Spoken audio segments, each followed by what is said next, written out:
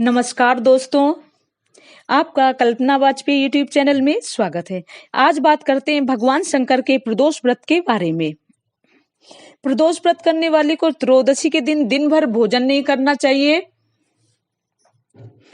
फलाहार कर सकते हैं। शाम के समय जब सूर्यास्त में 3 घड़ी का समय शेष रह जाए तब स्नानात करके श्वेत वस्त्र धारण करें। तत्पश्चात संध्या वंदन करने के बाद शिव जी का पूजन प्रारंभ करें। प्रदोष सायंकाल के बाद और रात्र आने के पूर्व दोनों के बीच का जो समय है उसे प्रदोष कहते हैं। उसी समय व्रत करने वाले को भगवान शंकर का पूजन करना चाहिए। ध्यान का स्वरूप करोड़ों चंद्रमा के समान कांतिवान त्रिनेत्रधारी मस्तक पर चंद्रमा का भूषण धारण करने वाले पिंगल वर्ण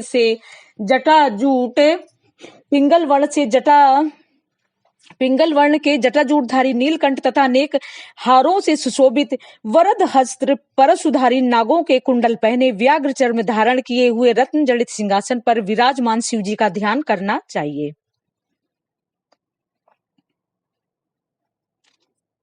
मानसिक संकल्प ध्यान के समय एकाग्रचित्त होकर संकल्प करना चाहिए। हाथ जोड़कर मन में देवाधिदेव भगवान शंकर का ध्यान करते हुए कहना चाहिए कि हे शंकर जी, आप संपूर्ण पापों के नाश के निमित्त प्रसन्न होइए। शोक रूपी अग्नि में दग्ध संसार के भय से भयभीत एवं अनेक प्रकार के रोगों से आक्रांत इस अनाथ की आप रक्षा कीजिए। हे स्वामी, आप देवी पार्वती के सहित पधार कर मेरी पूजा को ग्रहण कीजिए।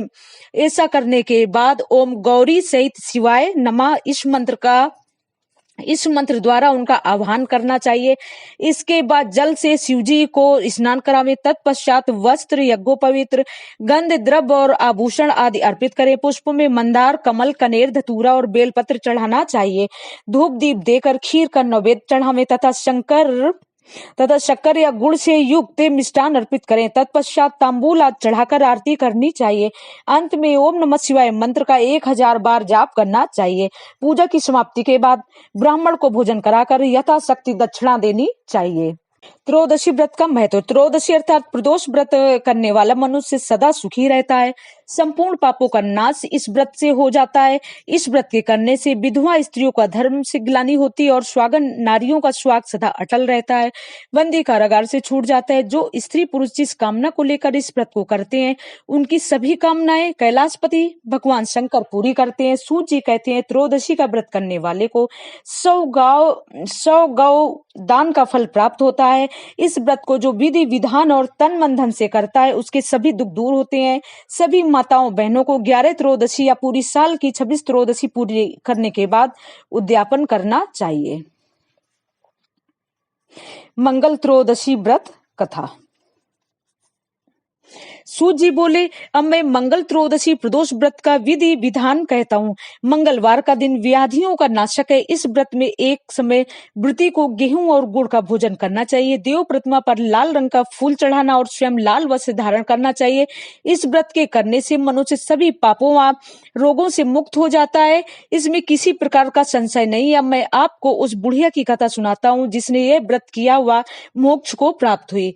अत्यंत प्राचीन काल की घटना। एक नगर में एक बुढ़िया रहती थी। उसके मंगलिया नाम का एक पुत्र था।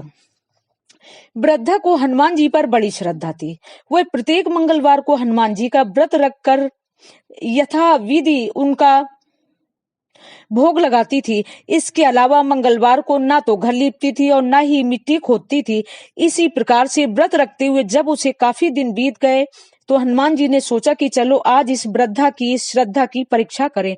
वे साधु का वेश बनाकर उसके द्वार पर जा पहुंचे और पुकारा, है कोई हनुमान जी का भक्त जो हमारी इच्छा पूरी करे। वृद्धा ने यह पुकार सुनी तो बाहर आई और पूछा कि महाराज क्या आज्ञा है। साधु वेशधारी हनुमान जी बोले कि मैं बहुत भूखा हूँ, भोजन खाऊंगा तो थोड़ी सी जमीन लीप दे। वृद्धा बड़ी दुविधा में पड़ गई। अंत में हाथ जोड़कर प्रार्थना की कि हे महाराज, लीपने और मिट्टी खोदने के अतिरिक्त जो काम आप कहें वह मैं करने को तैयार हूँ। साधु ने 3 बार प्रतीक्षा कराने के बाद कहा, तू अपने बेटे को बुला, मैं उसे औंधा लिटाकर उसकी पीठ पर आग जलाकर भोजन बनाऊंगा। वृद्ध ने सुना तो उसके पैरों तले ही धरती खिसक गई, मगर वह वचन हार चुकी थी। उसने मंगलिया को पुकार कर साधु महाराज के हवाले कर दिया। उधर साधु ऐसे ही मानने वाले न थे। उन्होंने वृद्ध के हाथों से ही मंगलिया को औंधा लिटाकर उसकी पीठ पर आग जलवाई।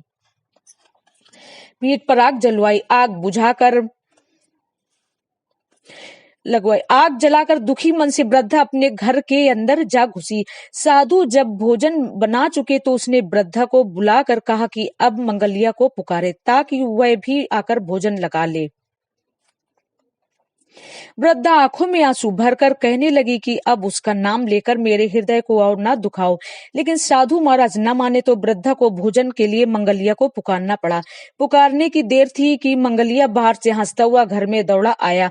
मंगलिया को जीता जागता देखकर वृद्धा को सुखद आश्चर्य हुआ। वह साधु महाराज के चरणों में गिर पड़ी। साधु महाराज ने उसे अपने असली रूप के दर्शन दिए। हनुमान जी को अपने आंगन में देखकर वृद्धा को लगा कि जीवन सफल हो गया। सब्सक्राइबर जी, अपना कीमती समय देने के लिए आपका बहुत बहुत धन्यवाद। श्री शिवाय नमस्तुभ्यम।